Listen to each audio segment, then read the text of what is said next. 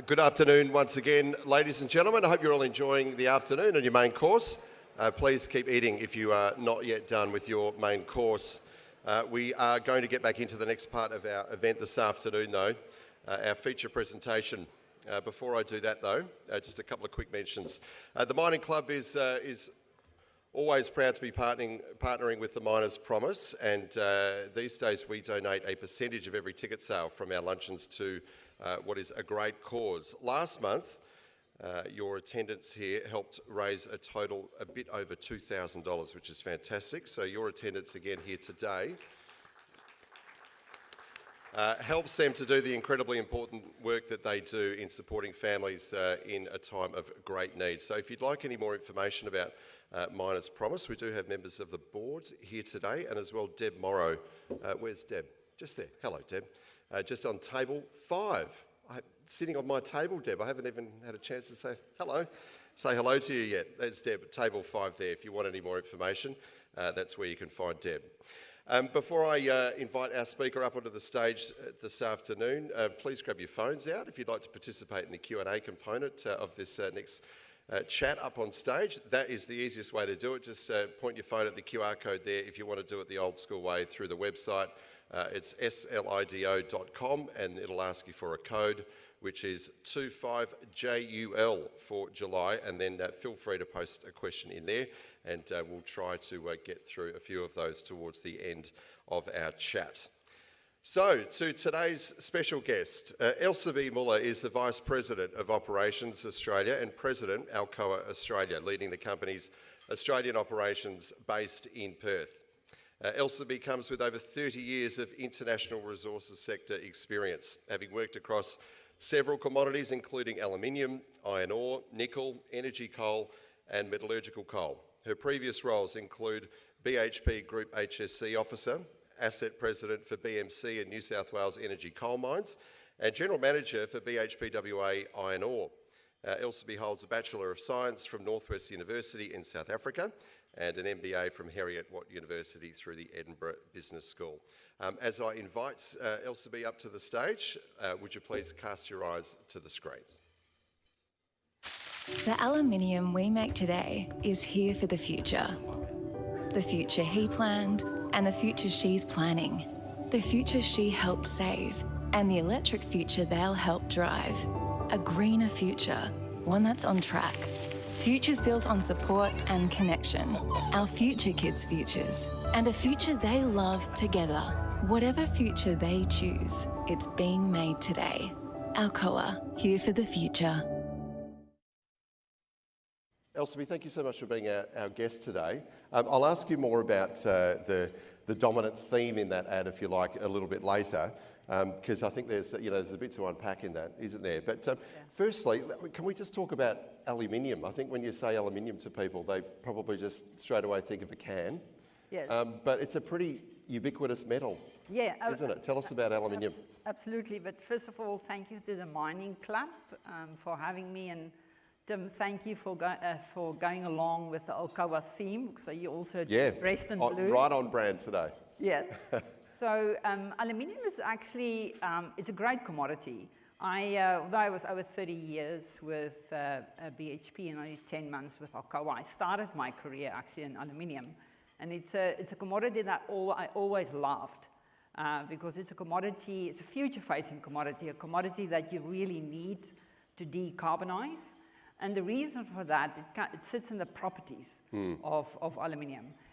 It's lightweight, it's infinitely recyclable, it can't corrode. So you really, and when you look at the video, which is here for the future, you use it in everyday lives. So it's in tin and fully, the foil. And then you need it because it's lightweight, it doesn't erode. You need it for decarbonization because a solar panel, 85% of the mineral in a solar panel is aluminium, but it's only 8 to 10% of the weight. You need it in power lines. It's a cheaper option than copper. Yep. You need it in EV, electric vehicles, batteries, marine industry. So it's a great everywhere. metal. Yeah, it's everywhere. It's absolutely everywhere. And it's long lasting. So 75% of aluminium ever produced is still in use today because it's so long lasting. Because it doesn't erode. Yeah. It's used in buildings. There's a lot of aluminium in this building. Yeah. You've come to Alcoa at a really interesting stage. You're obviously you're in a period of public consultation as you seek to expand operations here going forward in WA. You've been with Alcoa now for still less than a year. Yes. Really interesting time to come on board, huh? Yes, absolutely is. But it was, I think I've mentioned, I started my career in aluminium. And when I worked for aluminium and BHP, we used to say, and I'm serious, not lying here, we used to say, we want to be better than Alcoa. So I always wondered why we're saying that. So now after 10 months, I understand why we're saying it. So when this opportunity came up, it's such a great opportunity to run Alcoa in Australia, when I really grabbed the opportunity. Yeah. So although it's an interesting time, I mean, Alcoa was founded in 1888. It operates in Australia since the early 1960s. So it operated through, I guess, very interesting times. And it's a very strong company globally. Yeah, it had a long time presence here 100%. in Western Australia, hasn't it? 100%. Yeah. Very much part of the community. The Alcoa story is quite interesting, isn't it? Coming to Australia as it was back in the 60s, and cementing its footprint here. Yes, and I mean, we contribute to the economy over $3 billion a year.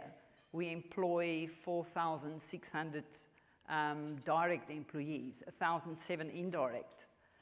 We interact with more than 1,700 suppliers. So we make a significant contribution to the Australian economy. You mentioned, back from your early roles, seeing Alcoa as this benchmark, and they were the industry gold standard, if you like.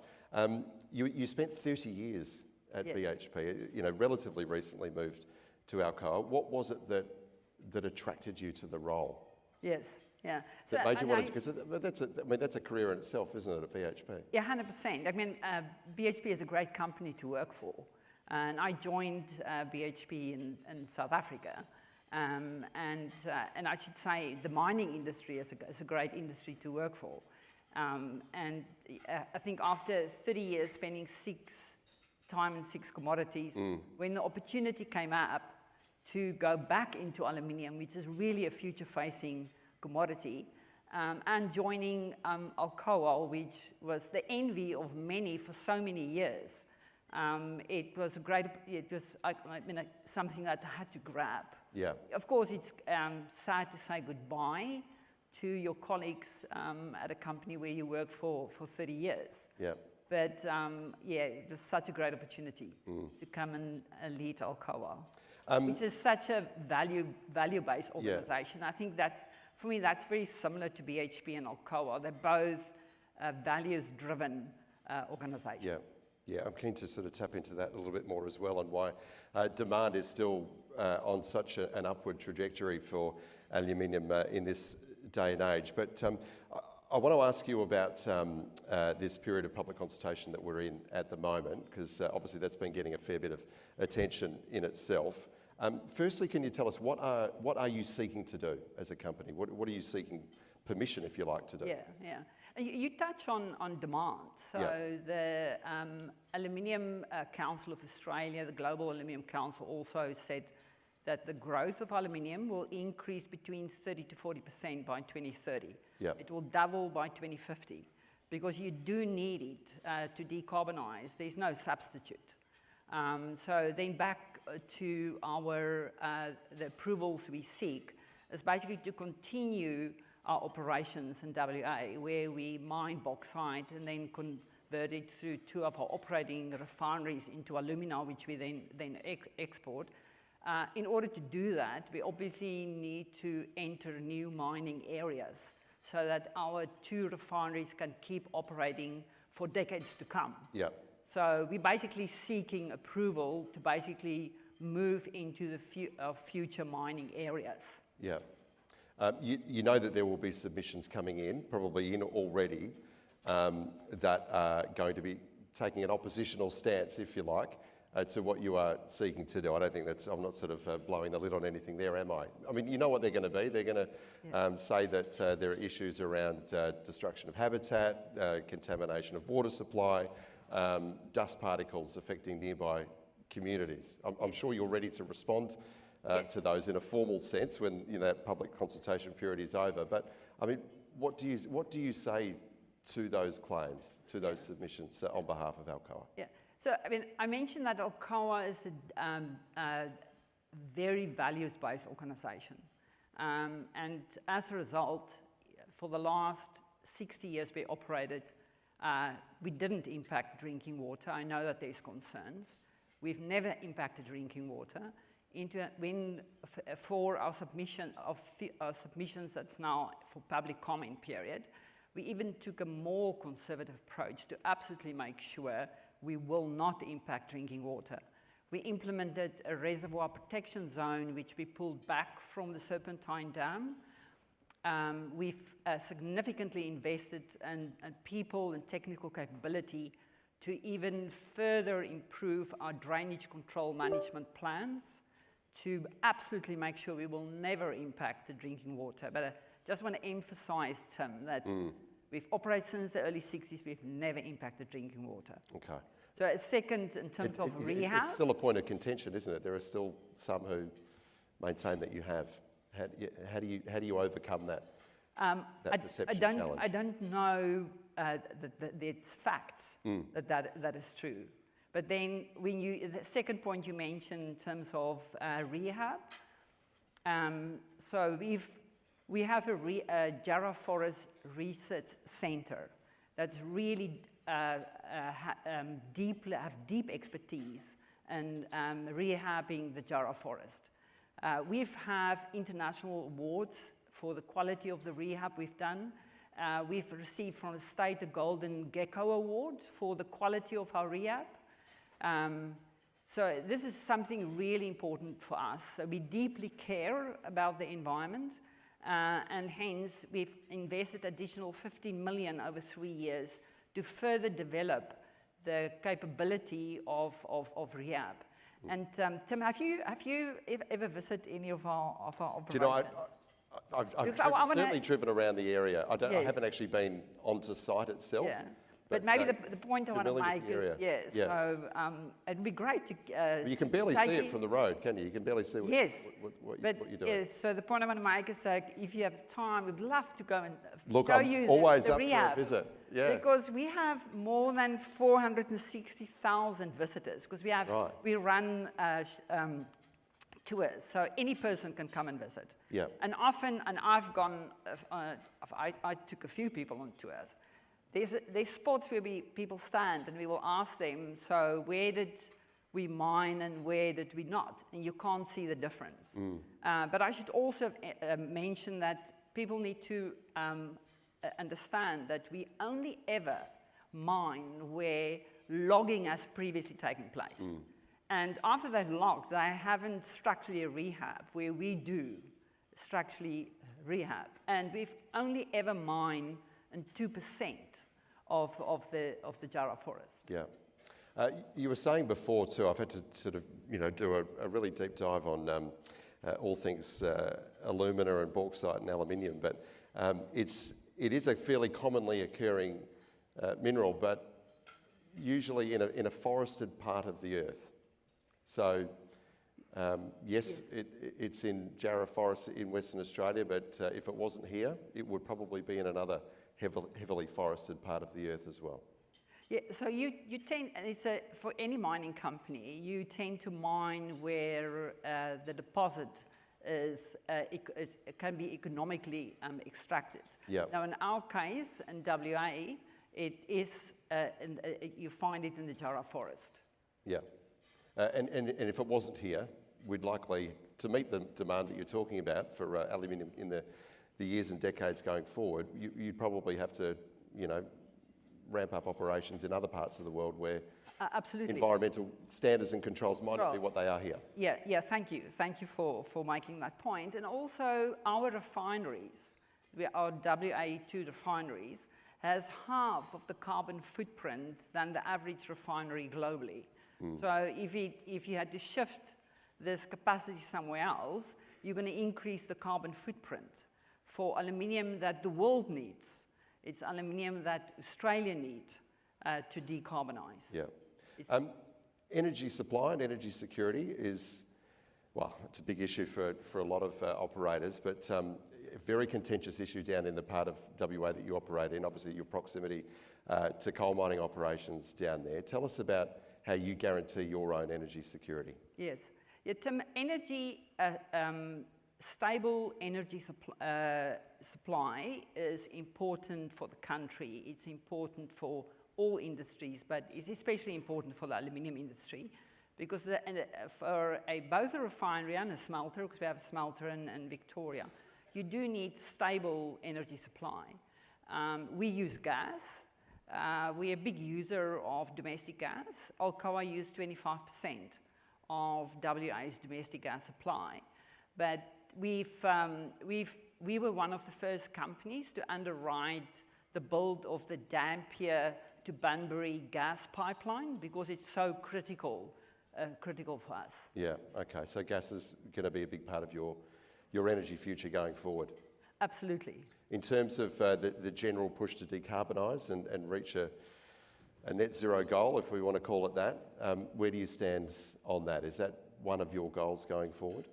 Absolutely. So as Alcoa globally have said that we will reduce decarbonisation by 25% by 2030, and then there's aggressive targets also going forward. Yeah. So as Alcoa, it's a big focus for us as well in terms of decarbonisation.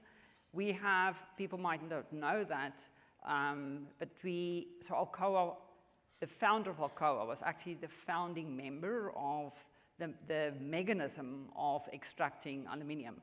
So we have a deep technical expertise, and the technical center is actually here in Perth. Right. Yes. So the capability then to decarbonize even the aluminium process, we basically piloting to electrify the calcination process. So we heavily invest in decarbonizing the mechanism of how you extract aluminium for the benefit of the aluminium industry globally. Yeah. Speaking of the global stage, aluminium has been one of the things that has come under the microscope of the Trump administration in terms of its application of tariffs. To be honest, it's hard to keep up, isn't it? Because the goalposts seem to change almost by the hour.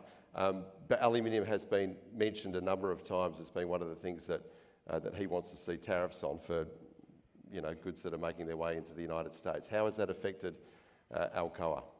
I think the inclusion of tariffs by America is creating, I think, instability in the global economy and instability, and call it rather uncertainty for the globe, irrespective of just aluminium.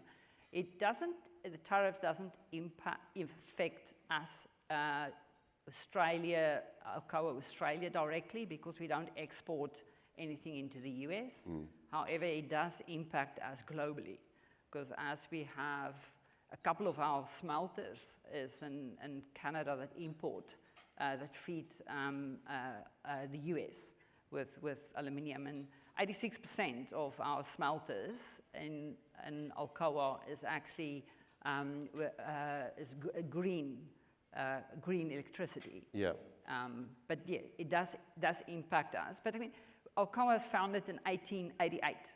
So you've ridden a few storms in that time. Yes, no. We've gone through a few storms. Yeah. We've rode the cycle of commodities, a commodity cycle. But because we have also a global footprint and we operate in 14 different countries, Alcoa is very well positioned also to, I think, weather a storm like what you see with tariffs in the US. And in terms of your operations here in Western Australia, I know that, that there are kind of two planks to the approvals that you're seeking, right? One is, to extend the life of your refinery. The other is to continue mining operations. So you obviously see a long-term future for Alcoa in Western Australia. Absolutely. We're very proud to operate in WA. We appreciate the support that we get from our communities, from the state government, and absolutely we see a very strong future for us to still operate in WA into the future. Are you confident you'll get that green light from the government in the not too distant future? I can tell you we're putting all effort in to make sure that we're getting the support to get the approvals. I'm assuming we often do have a lot of suppliers in the room today, companies who might be thinking, how can I be a part of Alcoa's venture going forward? What advice could you give to those people, those companies in the room? How are they going to best position themselves to partner with a company like Alcoa? I think I've mentioned there's about 1,700 suppliers which we work with. And so if you're interested to do, if you're not a supplier yet, you're interested to do work with us, I encourage you to go on to alcoa.com.au, and there's a tab, you can follow it and make contact with us. Yeah. And in terms of just the values that you've tried to instill in the company under your watch, which, as I say, is a relatively recent thing, what do you, as the figurehead, if you like, for Alcoa Australia, what do you want to bring to the company in terms of its culture and its values? Yeah, it's absolutely one of the things that attracted me to Alcoa is that the perception of that Alcoa is a deeply, deeply valued company, and something that I can relate with, which is deeply care for people, act with integrity, drive excellence, and lead with courage. Yeah. And I think that is something we expect in everyone in Alcoa. And so to our suppliers, with that, you bring that values, it'd be great to do business with you. And are they values that you've sort of harnessed in yourself over your career? Let's learn a little bit more about you, because this is, I suppose, your first sort of prominent role where you're out in front of an entire company. Yes. Right, so as I mentioned, we've talked a bit about your long stints at BHP, but let's talk about you. Where do these values come from in you? Yeah, so I grew up in a farm in South Africa, and I'm sure the Aussies can tell from my accent. My accent is particularly strong because where I grew up, your first language Afrikaans, my second language was Sotho. Right. Yes, and so English is my third language. But the values that my parents instill in me was one of you always care for people. Yeah. You work with integrity. You have to operate with integrity. So I think my values come from my parents that instill that values in me. And as I then was lucky to start my career in BHP, and BHP also has deep values, which then Alcoa as well. So, and hence I feel very comfortable in Alcoa because I can so relate to the values. Great values to have, and strong foundation for just about anything. Yes. What was it that lured you towards the resources game? I actually ended up in resources and mining a little bit by accident. As I mentioned, I grew up on a farm. I really didn't know what I want to do with my career. And I thought, well, let's go and study something I love, which was actually mathematics. Luckily, I did an extra major, which was computer science. When I finished my studies, it turned out that there was an IT boom, especially a need for IT skills in the mining industry. And so I started actually in mining as an IT programmer. Right. Yes. I'm very fortunate I ended up in mining because there's so many options for you to have a career, so many options to move around in mining. And that's how I ended up in mining. Yeah. And that's why I'm still in mining. Yeah. It's a great industry that can take you. I was fortunate. I lived in 4 countries. I worked in 6 commodities. Yeah. Because within mining, there's so many interesting careers that you can have. As a young woman trying to, carve out a career in what has been a fairly male-dominated arena for some time, what sort of changes have you noticed in the years that you've been in this game? Yeah, a big change. I mean, just look at the audience. There's great diversity. The mining club, the president, Jordan, is female. So there's a huge difference that you've seen that as a female, mining has become a really attractive industry. It's an industry that really values diversity, which is very different when I started my career, which is more than 30 years ago. I often, most of the times, to be honest, when I walk into a meeting room, I will be the only female. And of course, through that, you faced some difficulties because it was not necessarily a very inclusive environment. But today, it is a very inclusive environment. Yeah, we've got some great questions coming in on the Slido app, so thank you for those who've already submitted a question. I might get to a couple of these now. This might be a curly one for you, Elsabe. Yes. Do you ever see Alcoa and S32, South32 Worsley Alumina merging? Can WA support 2 bauxite miners in the long term? I think my portfolio is Alcoa. So, and that's basically what's my focus. Yeah, okay. Nicely deflected. I think that's a no. Very good. Just on the issue of suppliers, does Alcoa plan to use local WA suppliers for your operations going forward? Would there be opportunities for local vendors and manufacturers? Absolutely. Our preference is to work with local suppliers. And so the answer is absolutely yes. Yeah, okay. I should have mentioned 75% of our employees actually live where they work, so live in the community. So which you also then find there's a stronger connection into suppliers in the community. What's happening with Alcoa's WA Kwinana processing plant? That has been in the news a little bit in the last little while, probably more than a year now. But I think that the term mothballed was used. I'm guessing you probably use a different term, but ultimately it's been shuttered, right? Yeah, so we curtailed. Curtailed. We curtailed the refinery just over a year ago. Yeah. And it's still in a curtailed state. Okay. What does that mean? So while we're reviewing the options, we're constantly looking at what is the options with the Kwinana curtail site. Okay, so you're still evaluating whether it's... We're still evaluating what is the future, Yeah, okay.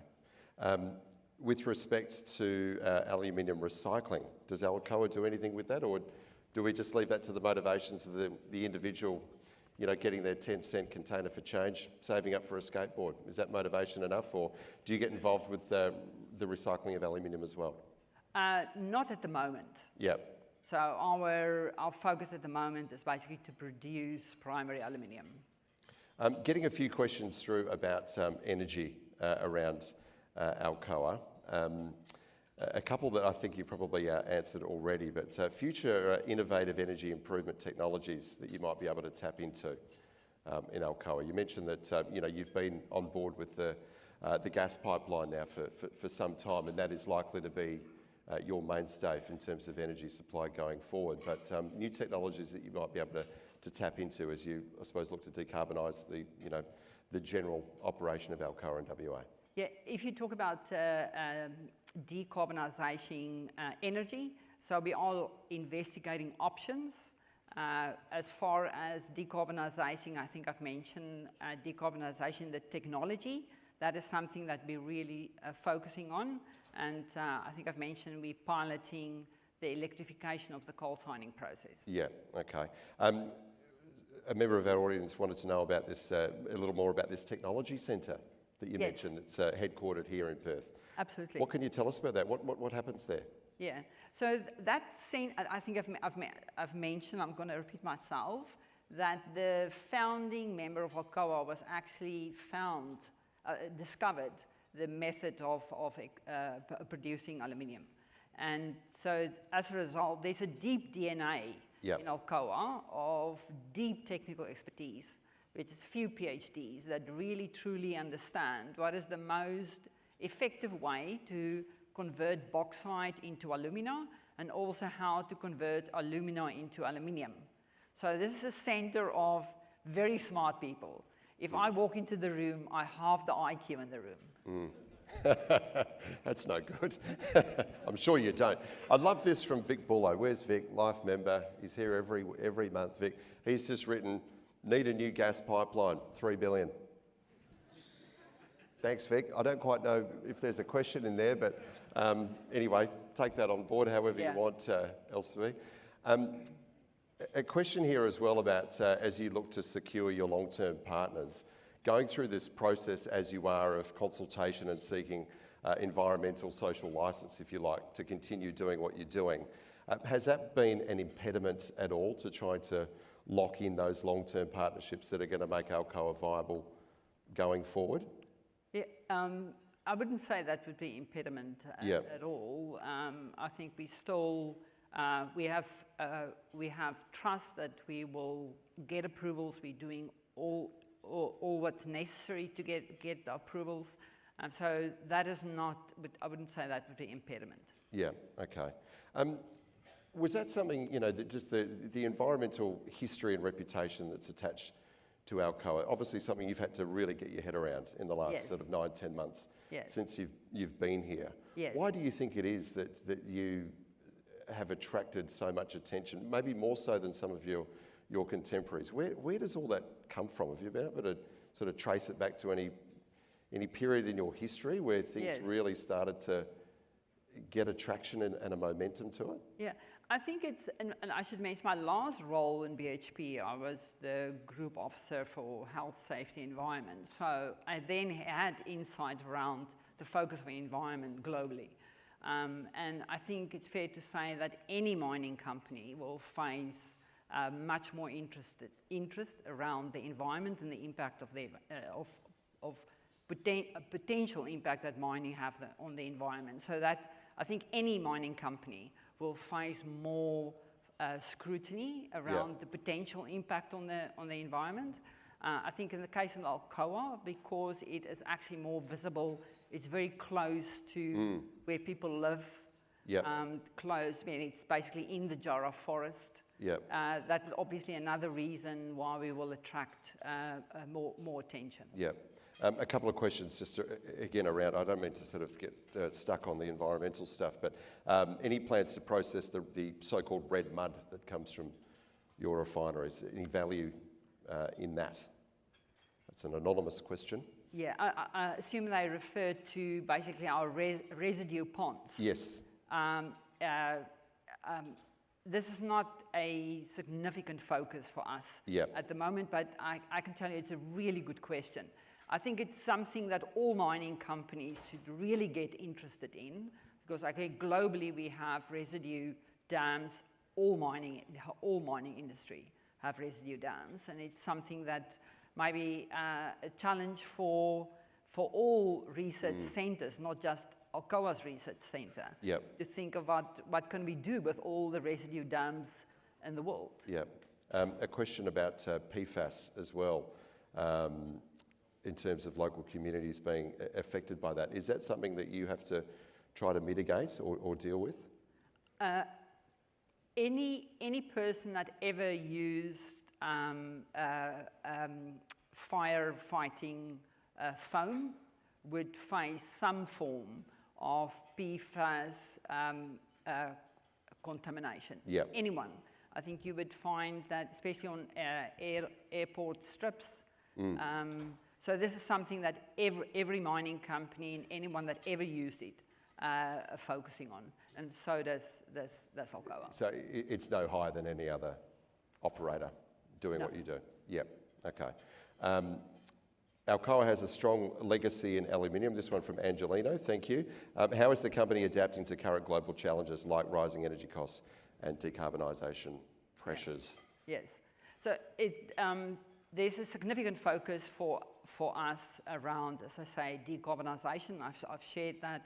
There's a significant focus for us around lifting underlying productivity through introduction of technology, through the way we work, through our Alcoa business system, which is the way we operate. Yep. So a strong focus for us to increase productivity, improve excellence, Yep. which is one of our values. Yeah. Finally, because I'm getting the very strong wrap up from Cassandra down the back there, running out of time. It's a scary thing when it happens, let me tell you. What would you like to, when you do call time on your career with Alcoa, what would Yes. you like to hang your hat on, if you like? What would you like to be the signature of your tenure at the helm of Alcoa Australia? I think the Alcoa vision reads, build the legacy of excellence for future generations. Yep. I hope that by the time I end my career at Alcoa, that I could say that I've made a contribution. Yep. Yep. Simple as that. Well, thank you. Appreciate your frankness and your insights today. And we'll be watching, I suppose, closely the approvals process and how that all plays out. I think August 21 is the closing day for that public consultation period. So I suppose it'll be all systems go from there. So all the best with that, and thank you very much. I'll get you to stay there for a moment and invite Jordan up for a more official vote of thanks. Thank you.